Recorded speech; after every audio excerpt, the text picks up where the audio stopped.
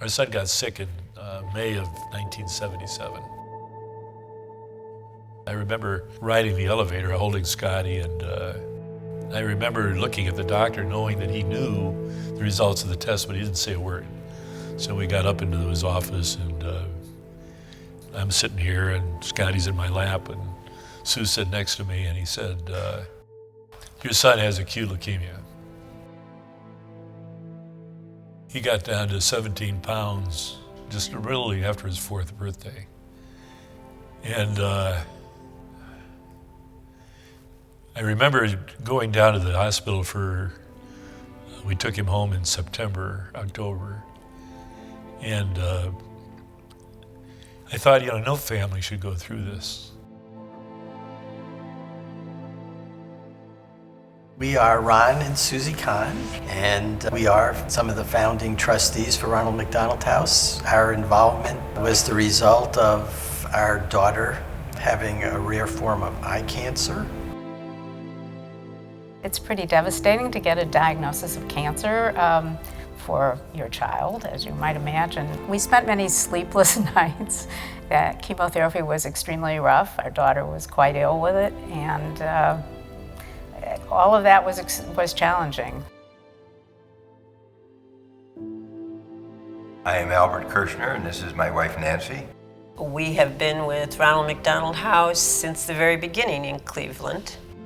Our daughter was being treated for a brain tumor at Rainbow.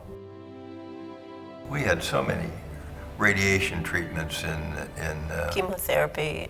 I mean, just for a 3-year-old girl, 3 to 4-year-old girl, she was undergoing procedures, and her illness was diagnosed as terminal, and we didn't know when terminal was, and so all we did was deal with the circumstance that we had.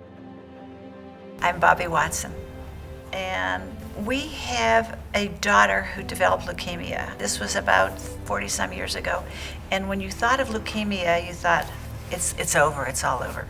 We were called by Dr. Sam Gross, who was the hematology oncology physician at University Hospitals. He called everybody he had treated to come to this meeting. Dr. Gross contacted us and said he was putting together a random grouping of parents of his patients because he wanted to talk to us about this concept, Ronald McDonald House, that had started in Philadelphia. If you look around the room that we were in, Sam always told us that it was a potpourri of people. There was no logic to it. And I always told him he was a liar, because there was a banker, there was a lawyer, and there was a real estate guy, and there was an insurance guy. And if it was just a random mix of parents of kids with leukemia, it was the damnedest random mix you've ever seen, because every skill we needed was there. Dr. Gross knew all the families, and the reason he called the meeting was to tell us about the Ronald McDonald House and their goal to open one in Cleveland. And so the conversations and the meetings went from there.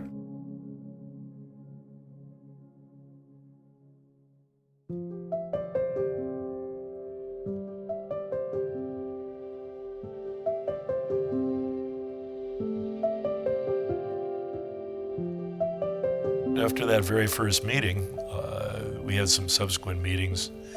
And when we got our act together, figuring out what skills we'd apply to where, we obviously had to find a facility. And that launched us into the world of real estate.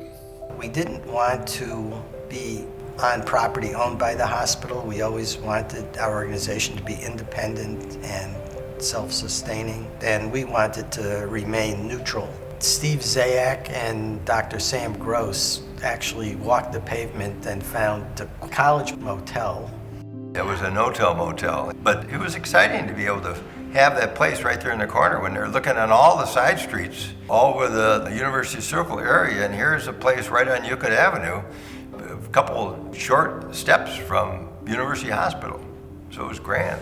The simple steps were to negotiate the purchase of the property and related items and figure out what's to be done to make it from a motel that was sort of sleazy, actually, had a bad reputation, into something that would be a home-like environment. So then we figured out how much money we had to raise and rolled up our sleeves and got that done.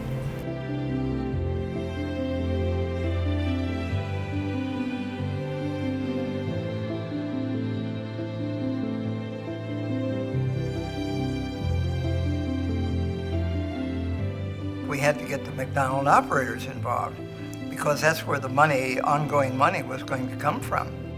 They were asked to financially support this, and they did. And it was part of their co-op that chose to do this, and they did it. I mean, it was good for their business, but better for their communities. My sales point to the other operators was that this is our charity. And this is one that we can work with for years and years and years.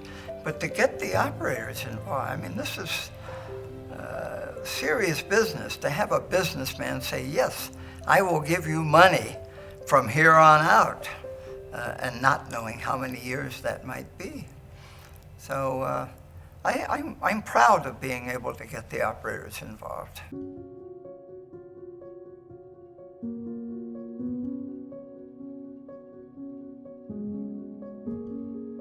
There was something in Cleveland at the time called the Inner City Housing Council.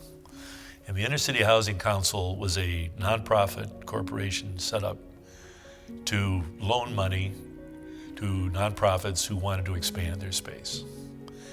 And the members of the Inner City Housing Council were the heads of real estate at each of the major banks in town. We get an audience and we go in to present the requests that we had to borrow $500,000, $250 to buy the property, and $250 to fix it up. So we finish our presentation and we leave, and the next day we get the phone call that we were denied. And I remember calling Don Smith, and I said to Don, we got turned down. And Don said, boy, that's not good. That's not right either. And I forgot how it came apart, but he basically suggested we set up another meeting. And when we got down there, we explained that we were here to try to salvage the deal, that there must be some unanswered questions or ones that we didn't answer properly that stopped him from concurring with our request. And he basically said, no one even knows you. You don't even have a reputation. You don't have a name. You don't have anything behind. Just why would we do that? So we're not going to do that. And with that, Don slides a withdrawal slip across his desk. And he says, well, then the owners and operators are withdrawing. There's $6 million in deposits from your bank. An operator will have fairly sizable cash deposits. And if he's a multiple operator, of course, he's going to have larger deposits. So I guess in a way I sort of threw that out as a threat that maybe I can convince them to change banks. Magically, the non-concurrence went away and we got our money. If it hadn't been for Don sliding that withdrawal slip across and the help, therefore, from the co-op played a very, very important role.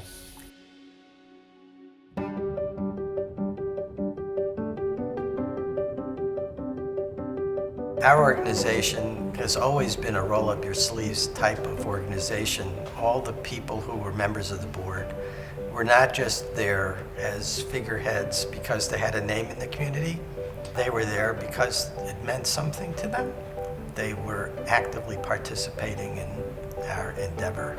You know, and that might have meant tapping friends for a fundraiser, pulling in some chits, maybe in the business community, but it also meant when there was a cleanup day and we went down with buckets and pails and glass cleaner and we were in the rooms cleaning the mirrors and the sinks and the bathtubs, and it was an effort on the part of our organization. Children, adults, everybody kind of got behind this and cleaned the house up before the grand opening. We had tons of things to do to get it ready to use it as we wanted to use it for families and sick children. Before we opened in September 1979, we did go through that process of rehanging mirrors and cleaning things up, and we were down here with our kids, and Nicole was about 2 years old at the time, and she had lost her sight.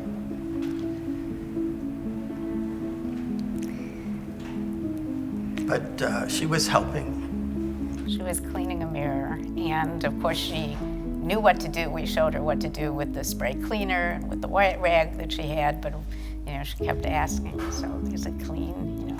She wanted reassurance she had actually been able to clean it. She kept checking in with an adult. The day that it opened was the day after the Cleveland Browns had beat the Dallas Cowboys on national television. Tom Darden, who was our Cleveland Browns liaison spokesman, he was a star in that team. So, and Mr. Kroc and his wife were here, for the opening, and so it was very exciting. It was a gorgeous Tuesday morning after that Monday Night Football game. Everybody was very excited, so it was a fulfillment. Couldn't have laid too much groundwork better than that.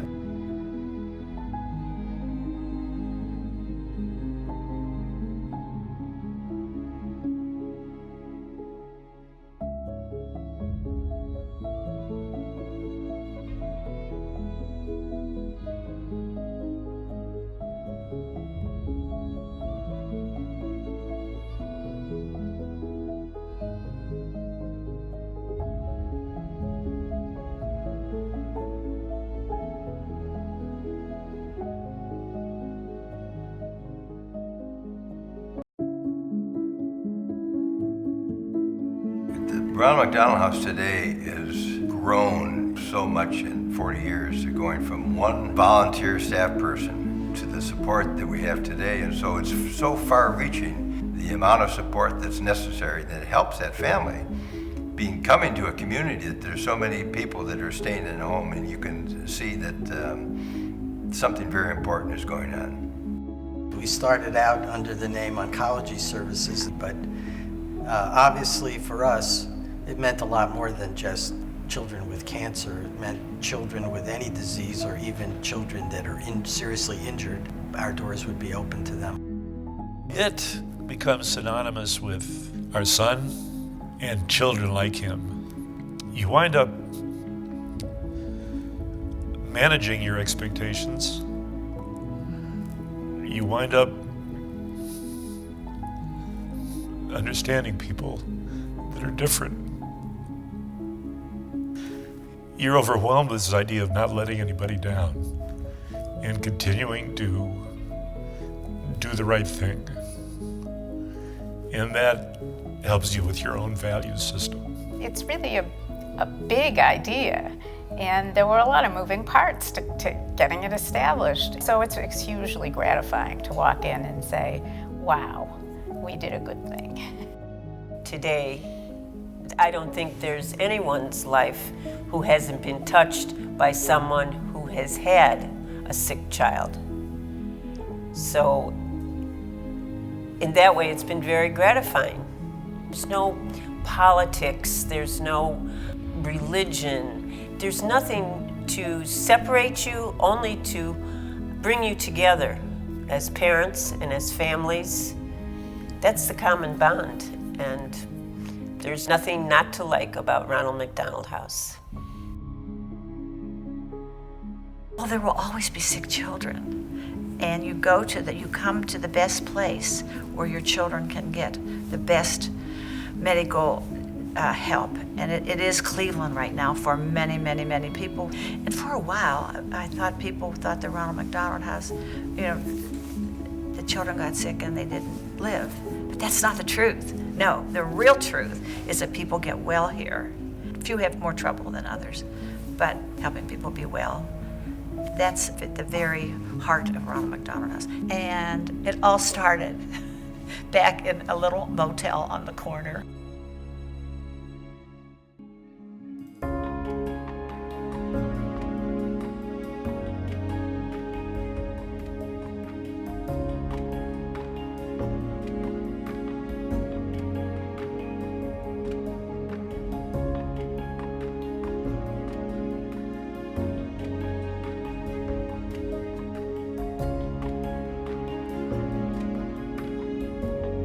Well, it's extremely important to support the work that's going on here because there's no end to the need for it. And as we've grown, the need for our services has grown.